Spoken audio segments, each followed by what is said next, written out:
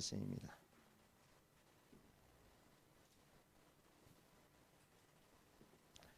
신명기의 6장 6절에서 9절까지 말씀입니다. 구약성경 271페이지.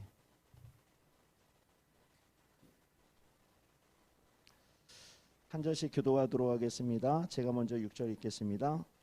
오늘 내가 내게 명하는 이 말씀은 너는 마음에 새기고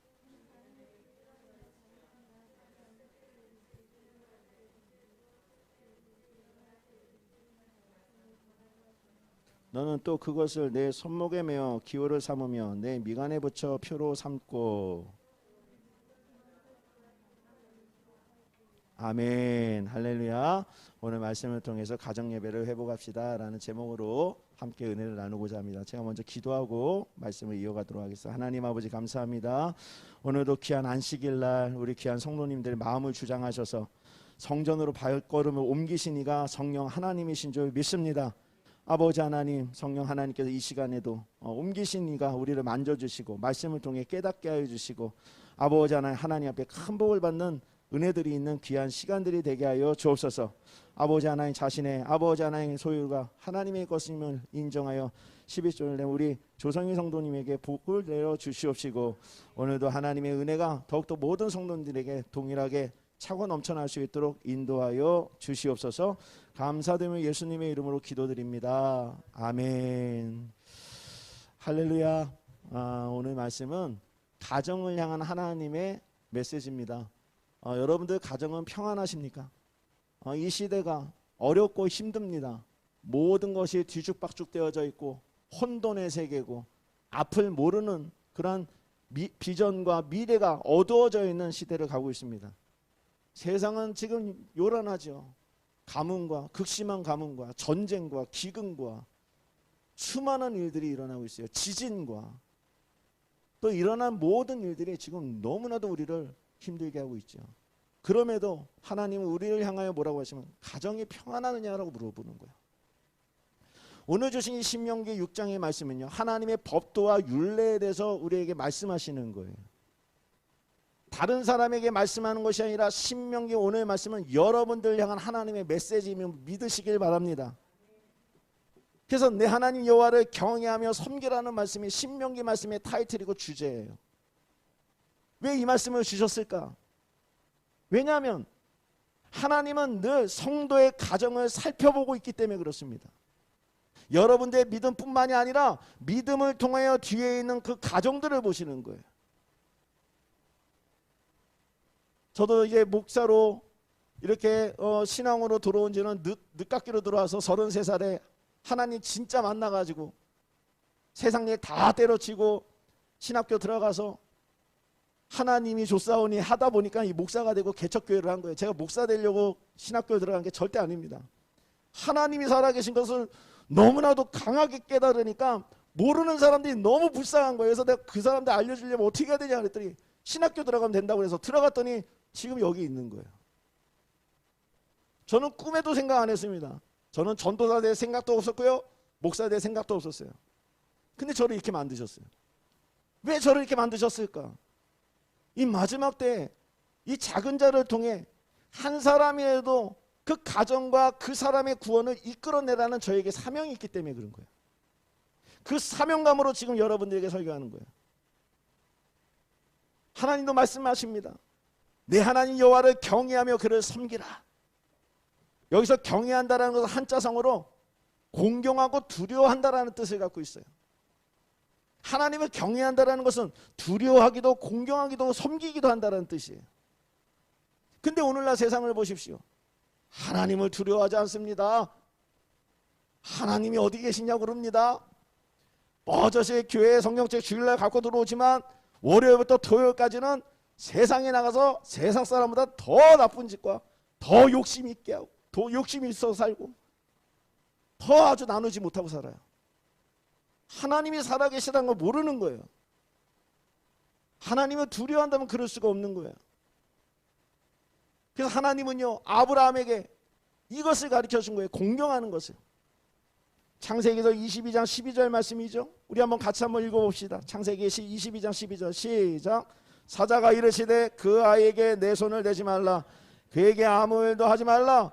내가 내 아들 내 독자까지도 내게 아끼지 아니하였으니 내가 이제야 내가 하나님을 경외하는 줄을 아노라. 아멘. 사랑하는 여러분, 아브라함이 마지막 모리아산에서 하나님의 독자 내 이삭을 바쳐라 라는 그러한 테스트 안에 어떤 망설임도 없이 독자 이삭을 데리고 모리아산을 3일 밤낮을 밤잠을 안 자며 그냥 산으로 올라가. 그 올라가서 번제단위에 아들을 딱 놔두고 칼로 딱 각을 뜨려고 할 순간에 하나님 말씀하신 거예요. 내 아들에게 손을 대지 말라.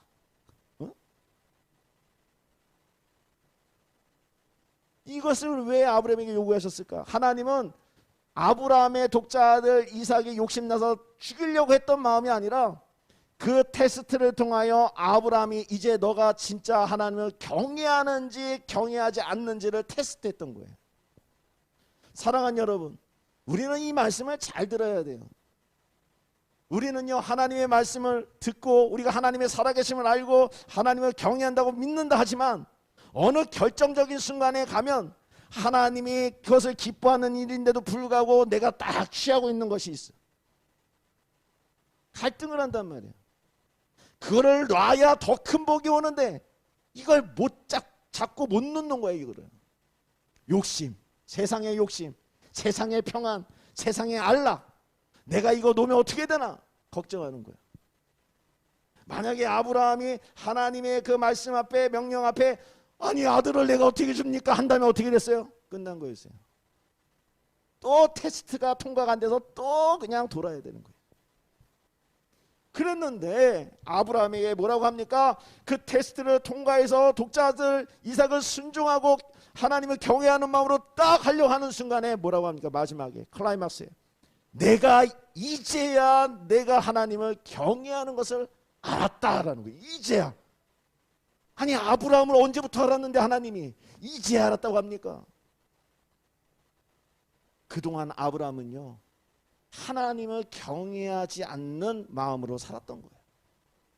경외했다가도 쓰러지고 또 했다가도 일어나고 늘 흔들리는 믿음 안에 하나님이 아브라함을 데리고 다녔다라는 거예요. 자기 아내를 누이라고 속여가지고 자기 목숨 연명할 때에도 내가 너에게 하나님 경외하는 것을 내가 알려주겠다라고 하면서 데리고 다녔던 거예요. 그리고 나서 이 마지막 때의 마지막 테스트에 그 독자 이삭에 대한 테스트를 통해 이제야 내가 여러분들 이 말씀이 여러분들에게 들려지는 말씀이 돼야 되는 줄 믿습니다. 여러분들 신앙이 어떤 신앙이 돼야 돼요? 하나님이 이 말씀을 하시는 듣는 신앙이 돼야 돼요. 이제야 내가 하나님 경외하는 것을 알았구나. 이 소리가 나에게 들려야 되는 줄 믿습니다. 들려야 되는 거예요. 이 소리가 안 들리면은요 계속 연단인 거예요. 계속 광야인 거예요. 계속 고생하는 거예요. 끝내야 되는 거예요, 여러분. 그것이 경외예요. 그래서 창세기 말씀에 통해 보면 경외라는 것은 순종과 신뢰라는 단어로 표현하고 있어요. 아브라함을 통해서. 너 어떤 말씀에도 하나님 신뢰할 수 있냐? 너 어떤 상황에서도 하나님께 순종할 수 있냐? 그 상황 속에도 하나님 의지할 수 있냐? 그 상황 속에도 하나님 붙들고 기도할 수 있느냐? 그럼 여러분들에게 말하는 거예요. 어떤 상황 속에서도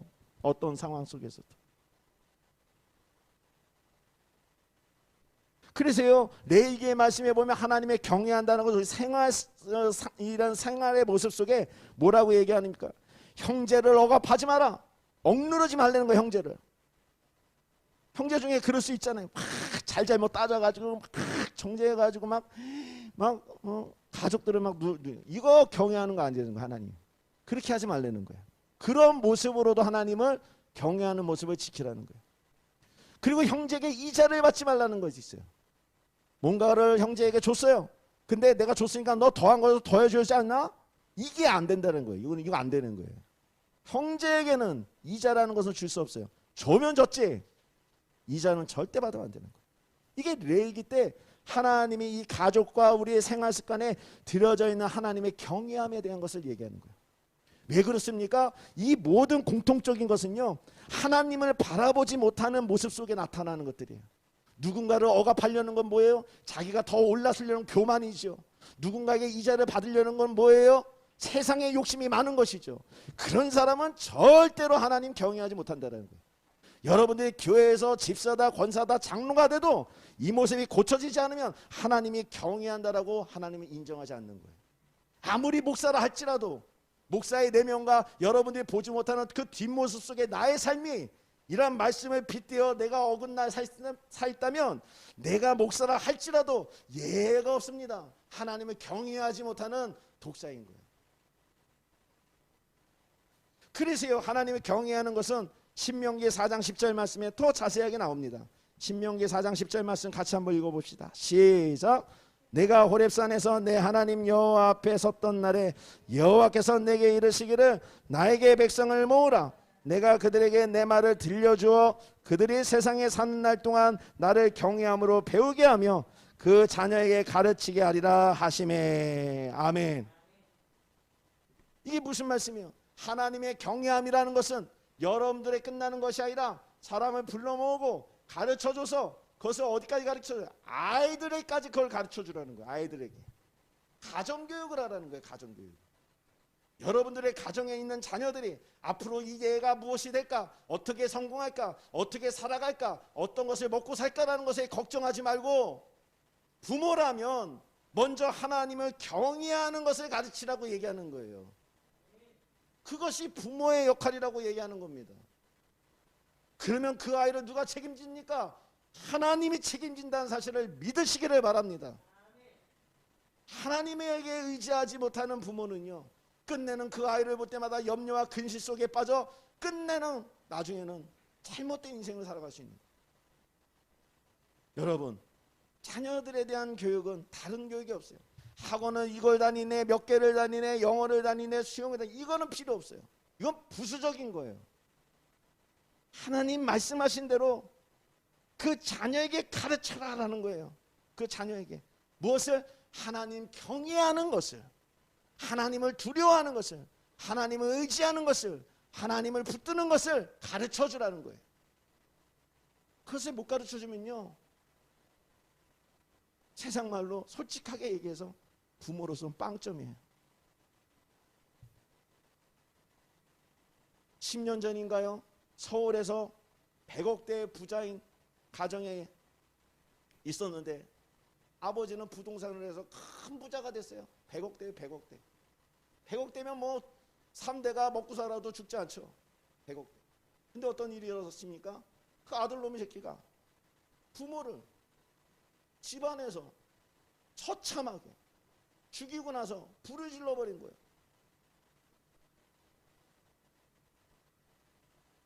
그래서 범인을 잡았어요. 끝내는 뭐 강도가 들으니 자기가 신고해서 막 있었는데, 근데 알고 봤더니 그 아들놈이 그런 거예요.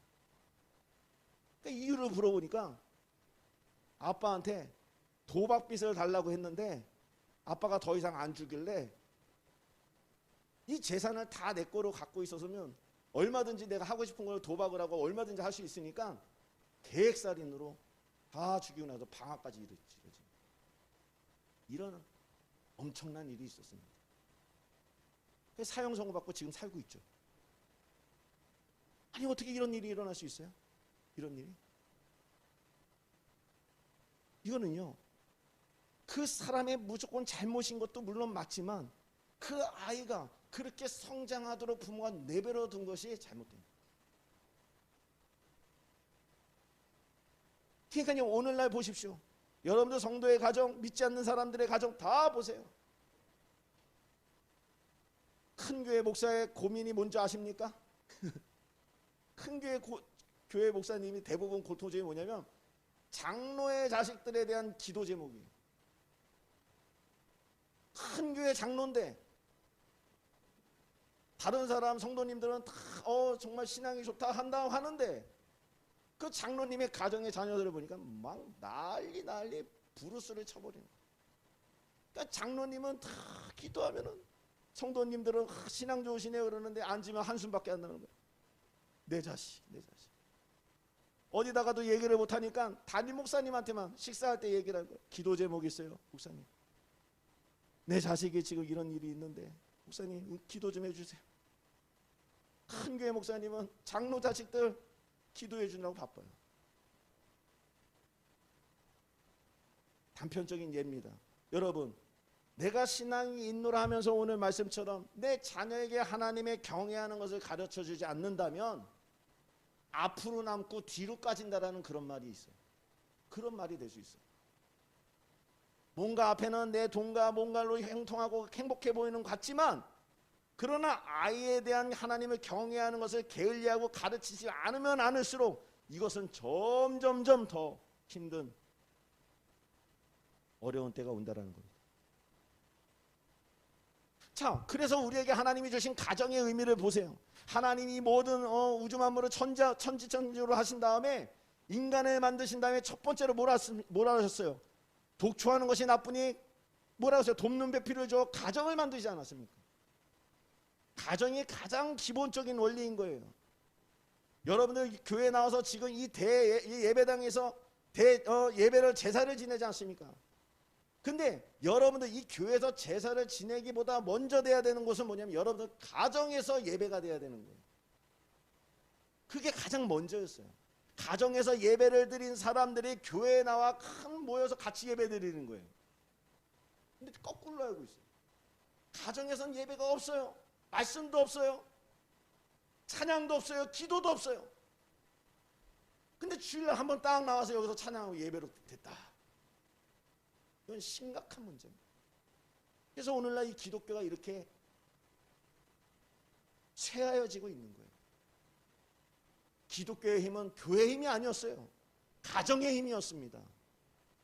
여러분들 기도의 동역자는 교회에서 찾는 것이 아니라 먼저 가정에서 여러분들이 기도의 동역자가 나와야 되는 거예요. 할렐루야. 가정에서 나와야 되는 거예요. 그래야 하나님이 기뻐하는 모습이라는 겁니다. 그래서 시편 29편 2절 말씀에 이렇게 기록하십니다. 같이 한번 읽어볼까요? 시작. 여호와께 그의 이름에 합당한 영광을 돌리며 거룩한 옷을 입고 여호와께 예배할지어다. 아멘. 거룩한 옷을 입고 예배하래요. 세상의 옷을 입지 말고 거룩한 옷을 입으래요. 우리 에어컨 틀었는데 권사님 네, 자리로 옮겨주세요. 여기 아래가 더 시원하십니다. 예배는요 거룩한 옷을 입고 하는 거예요. 거룩한 옷을 입고. 세상의 옷을 입는 게 아니에요. 거룩한 옷을 입고 하는 겁니다. 세상의 마음을 갖고 예배할 수 없어요. 하나님의 마음을 갖고 예배해야 되는 거예요. 그래서 예배는 절대자에 대한 경외하심을 갖고 하는 겁니다. 시편 138편 2절 말씀이죠. 같이 한번 읽어볼까요? 시작. 내가 주의 성전을 향하여 예배하며 주의 인자하심과 성실함으로 말미암아 주의 이름에 감사하오리니 이는 주께서 주의 말씀을 주의 모든 이름보다 높게 하셨습니다. 아멘. 무엇보다 하나님의 이름이 최고다라는 거예요. 무엇보다. 가정에서 아이들을 양육하는 거 하나님을 경외한다는 거 쉽게 얘기할게요. 아이에게 무엇보다 하나님이 최고라는 것을 가르쳐주는 게 자녀 양육이라는 겁니다. 어떤 것보다 하나님이 최고다라는 것을 하나님 아이들에게 가르쳐주는 것이 하나님을 경외하게 하는 거라는 거예요. 그게 가정예배라는 거예요. 말씀을 일독하는 거 좋아요. 같이 기도하는 거 좋아요. 근데 그러한 모습 속에 우리가 그 아이에게 무엇을 가르쳐주면 하나님이 최고다. 하나님은 능력자시다. 하나님은 우리에게 소망을 주시는 분이다. 우리를 회복시켜 주시는 분이다. 이걸 아이에게 심어주라는 거예요. 할렐루야. 이것이 가정예배라는 거예요. 근데 오늘 인류가 가정예배 드리는 가정이 과연 몇 명이나 될까요? 가정이 예배로 살아있지 못하고 망하여지고 가정이 정말 어둠 속에 있는데 이 사회가 밝겠습니까? 이 국가가 밝겠습니까? 밝지 않은 거예요. 여러분들 지금 예전부터 우리 민주화 운동한다고 광화문 나가서 외치고 뭐하고 하는 사람도 있어요. 저는 그거에 대해서 반론을 제기하거나 그 사람들이 이상하다거나 그렇게 얘기하지 않습니다. 애국에서 나온 거니까. 그런데 그 사람들이 모르는 게 하나가 있어요. 뭘 몰라요? 자기 가정을 간수를 안 해요. 자기 가정 안에서 하나님의 말씀이 살아있고 예배가 살아있고 기도가 살아있어서 그 힘을 발휘하여 이 사회에 빛을 발하고 국가에 요구하고 뭔가 외치고 해야 되는데, 가정이라는 것은 뭐 제가 아는 사람 안에서는, 나가서 외친 사람 내가 아는 사람 외에는 안에서는 가정을 그렇게, 야 너 정말 하나님이 기뻐하는 가정을 만드는구나 라고 소리 들을 사람이 과연 몇 명이나 될까? 이게 뭐죠? 이 사회의 모든 최소 단위는 가정이에요. 가정이 커서 모여야 사회가 되는 것이고, 사회가 모여야 국가가 되는 거예요. 근데 국가가 잘못되고 있어요. 근데 국가에 잘못되고 외치고 있는데 돌아보니까 가정이 다 썩어 있는 거예요. 제가 예전에 한번 이가 너무 아파가지고 병원을 갔어요. 저는 그래서 이가 뭔가 구조가 잘못된 줄 알고 갔더니 그 의사 선생님이 하시는 말씀이, 이가 잘못된 게 아니라 잇몸 속이 썩었네요 라고 얘기하는 거예요. 겉에 보이는 게 잘못된 것처럼 썩어서 꺼뭇꺼뭇한 줄 알았는데 알고 봤더니 잇몸 속에 염증이 심하게 났다는 거, 안 보이는 곳에. 국가가요 잘못되는 거 보여요. 정말 정치나 예전이나 지금이나 올바르게 못하는 거 뻔히 보입니다. 야당 여당 할 거 없어요. 지금은 우리나라는요 정말 지도자 복이 없는 나라예요. 민주당, 국민의힘 따질 거 없어요. 다 보면은요 우리나라는 이미 아직 지도자의 복이 없어요. 왜 그럴까 했더니 가정들이 다 무너진 거예요. 예배가 없어요. 예배가. 그러니 당연히 그렇죠.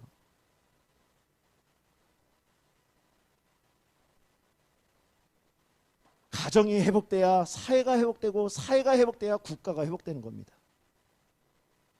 여러분들의 가정이 뭔가 작은 것 같지만 절대 작지 않습니다. 내 아이에게 내 가정에 하나님을 경외함으로 예배가 살아있고 기도가 살아있으면 그것이 점점점 확산되어 그 아이들이 커 멋진 사회를 이루는 것이고, 그 아이들이 국가의 지도자가 되어져서 이 나라가 하나님 앞에 영광이 되는 나라가 되어야 된다는 거예요. 할렐루야. 그냥 앞에 있는 거 냄새 난다고 맨날 냄새 나는 거 손으로 치우기만 하고, 정말은 그 원인 자체 되는 그 분비물 같은 거 싹 치워버려야 되는 거 아니겠습니까? 사람 바꾼다고 치워집니까? 안 돼요. 그 나물의 그 밥입니다. 이제까지 정치를 보면 특별하게 뭐 이렇게 뭐 확 하나님이 기뻐하실 만한 정치하는 사람 내가 볼 땐 거의 없어요. 대통령 되면요 부처님 오신 날 보면 다 가서 부처님께 이걸 비면서 부처님의 자비가 뭐 이렇게 온 땅에 있기로. 미국에 있는 뭐 신앙 있는 크리스찬 무슨 지도자라는 사람은 다 가면요 신천지 모임에 이 메시지 날려 있고요, 통일교 가가지고요 메시지 전하고 있고요, 다 그래요. 여러분들 지금 여러분들 우리가 정치를 볼 게 아니라 가정을 봐야 되는 거예요. 하나님은 지금 그걸 원하고 있는 거예요. 믿으시기를 바랍니다. 그래서 에스겔서 말씀해 보면 이 나라가, 이 세계가 왜 이 모양 이 꼴로 가고 있는가, 이 재난과 기근과 엄청난 일들이 왜 터지기 시작했는가, 이제 본격적으로 터지지 않았습니까? 지금 뉴스가 엄청나게 쏟아지죠. 저는 벌써 2년 3년 전부터 외쳤던 게 이제 터지는 거예요. 제가 저번에도 그랬죠. 이거는 이제 자정력을 잃어버려서 끝났다. 벌써 이제 과학자들이 내기 시작했습니다. 끝났다고. 이거 돌이킬 수 없다고.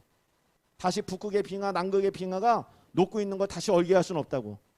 어떻게든 막아야 되는데 내가 볼 때는 끝났다고. 자기들도 그렇게 시인했습니다. 시대는요 5년 뒤에 완전히 다른 세상이 올 거예요. 여러분 5년 뒤에 정말 다른 세상이 옵니다. 준비하셔야 되는 거예요. 여러분들의 가정을 돌봐야 되는 거예요. 그래서요 이 재난의 모든 가정이 무너지고 예배가 무너진 이 모든 것에 대해서 하나님은 심판하시고 재난과 기근을 통하여 분명하게 말씀합니다. 말씀 곳곳에 다 기록되어졌어요. 근데 왜 믿는 자들은 이것을 왜 모르고 살았을까요? 믿는 것을 꼭 세상의 복으로만 여겨서 항상 복을 구하는 믿음. 복 받는 건 중요하지만 복을 받으려고만 해서 믿으니까 문제가 되는 거예요. 자, 에스겔서 19장 이 12절 말씀이에요. 우리 한번 같이 한번 읽어봅시다. 시작. 분노 중에 뽑혀서 땅에 던짐을 당하며 그 열매는 동풍에 마르고 그 강한 가지들은 꺾이고 말라 불에 탔더니. 자, 봐보세요. 이게 뭐예요? 죄가 범한 세상 가운데 임하는 하나님의 진노, 불태워버리고 마르게 하고 뽑혀버리고 이런 일들이 일어나잖아요. 자, 그 다음에 욥기서 24장 19절 말씀입니다. 같이 한번 읽어볼까요? 시작. 가뭄과 더위가 눈 녹은 물을 곧 빼앗나니 수월이 범죄자에게도 그와 같이 하느니라. 범죄자들이 어떻게 한다고요? 가뭄과 더위와 눈 녹는 물을 곧 빼앗다. 지금 너무 똑같죠? 그죠? 지금 양쯔강이 이제까지 수천 년 동안 마르지가 않았는데 거기 다 말라가고 있어요. 양쯔강은요, 중국의 생명줄입니다. 전 세계에 지금 알프스 산맥에서 눈 높인 게 다 녹아가지고 이제는 없다고 이죠, 거의. 이게 뭐예요? 범죄자들에게 그와 같이 하는 거죠. 그 나라만 범죄한 것이 아니라 전 세계가 이미 이 하나님을 경외하는 자정력을 잃어버린 거예요. 자, 누가복음서 21장 11절 말씀입니다. 같이 한번 읽어볼까요? 시작. 곳곳에 큰 지진과 기근과 전염병이 있겠고 또 무서운 일과 하늘로부터 큰 징조들이 있으리라. 아멘. 자, 봐봐요. 엄청난 지진이 있었죠. 기근. 지금 아프리카 인구가 말씀드렸죠. 이 엄청난 일이 이루어지면 아프리카에 있는 어린 생명들이 수만 명이, 수십만 명이 죽을 거라고. 벌써 나왔어요, 보고서. 이제 2달 안에 있으면은요, 대란이 터집니다, 아프리카에. 그대로 이루어지는 거예요. 제가 말한 게 아니라 성경에 있는 게 그대로 나오는 거예요. 또 무서운 일과 하늘로부터 큰 징조들이 있다. 하늘로부터 큰 징조가 뭡니까? 하늘로부터 큰 징조가 뭘까요? 주님이 오시는 구름일까요? 구름 타고 오시는? 아니요. 큰 징조는 재난입니다. 여러분들이 생각해 보세요. 하늘로부터 큰 재난이 올 수 있는 게 뭐가 있는지. 엄청난 게 옵니다. 마가복음서 13장 8절 말씀이에요. 한번 같이 읽어볼까요? 시작. 민족이 민족을, 나라가 나라를 대적하여 일어나겠고 곳곳에 지진이 있으며 기근이 있으리니 이는 재난의 시작이라. 아멘. 자, 이제 재난이 어떻게 됐다고요? 시작됐다. 마지막 때가 이제 시작되고 있다라는 거예요. 민족이 민족을, 나라가 나라를 대적하여 일어나겠고. 전쟁이죠. 지금 뭐 난리가 났죠. 미국하고 중국하고 붙으면 한반도는 한순간에 완전히 달라집니다. 한순간이에요, 여러분. 여러분들이 지금 누리고 있는 거요, 한순간에 바뀌는 거예요. 6.25 전쟁을 경험하신 분들은 알아요. 평화롭게 앞에서 가마솥에서 밥 짓고 애들하고 뛰어놀고 있는데 갑자기 전쟁 났다는 뉴스 하나에 끝나버렸어요. 세상이 바뀌어버린 거예요. 지금 그런 세상입니다, 여러분. 깨어있어야 되는 거예요. 할렐루야. 우리는 깨어있어야 돼요. 에스겔서 6장 12절 말씀 한번 같이 읽어볼까요? 시작. 먼데 있는 자는 전염병에 죽고 가까운 데 있는 자는 칼에 엎드려지고 남아있어 에어싸인 자는 기근에 죽으리라. 이같이 내 진노를 그들에게 이른즉. 뭐라고 그래요? 하나님의 진노를 알게 하시고 있다는 거죠. 뭐예요? 먼데 있는 자는 전염병에 죽고 있고, 전염병이 막 죽고 있잖아요. 지금 난리 났잖아요. 또 가까운 사람은 칼에 죽고 있고, 전쟁에 죽고 있고, 싸움에 죽고 있고, 또 어디에는 기근으로 죽으리라. 이게 모든 일이 지금 동시에 일어나고 있죠. 동일하게 일어나고 있지 않습니까? 이게 뭐예요? 하나님 말씀하신 거예요. 내 진노를 그들에게 이루고 있다. 진노를. 하나님 왜 이렇게 진노를 이루실까? 깨닫지 못했기 때문인 거예요. 결론은. 여러분, 깨닫지 못해서. 그 말씀이요, 마태복음서 24장 39절 말씀에 정확하게 나옵니다. 우리 한번 같이 읽어볼까요? 시작. 홍수가 나서 그들을 다 멸하기까지 깨닫지 못하였으니 인자의 임함도 이와 같으리라. 아멘. 하나님이 이 땅에 있는 모든 것들을 멸절시켰던 홍수, 노아의 방주를 만들려고 할 때 그 홍수, 대홍수, 그게 뭐죠? 깨닫지 못하였기 때문에 내가 다 쓸어버렸다고 했죠. 오늘도 마찬가지입니다. 전염병에 죽고 기근에 죽고 전쟁에 죽고 모든 일이 동시에 일어나는 죽음에 대한 일들이 일어나는 것인데, 이것은 기후온난화의 문제가 아닌 하나님의 진노가 지금 우리들에게 메시지를 던지고 있다는 거예요. 왜? 깨닫지 못하니까. 왜요? 하나님 말씀하셨는데. 너희들의 가정을 돌봐라. 아이들을 잘 양육해라. 하나님 말씀 앞에 서라. 하나님을 끝내는 경외해라. 이 말씀이 없는 거예요. 여러분, 나와 여러분들과 내가 알고 있는 모든 가정의 그 모습을 보면 하나님이 기뻐할 수 없다라는 거예요. 이건 그저 기근의 문제가 아닙니다. 전쟁의 문제가 아니에요. 이것은 기후온난화의 문제가 아니에요. 여러분들의 가정의 문제. 가정이 무너졌어요. 경외하질 않아요. 말씀을 맺도록 하겠습니다.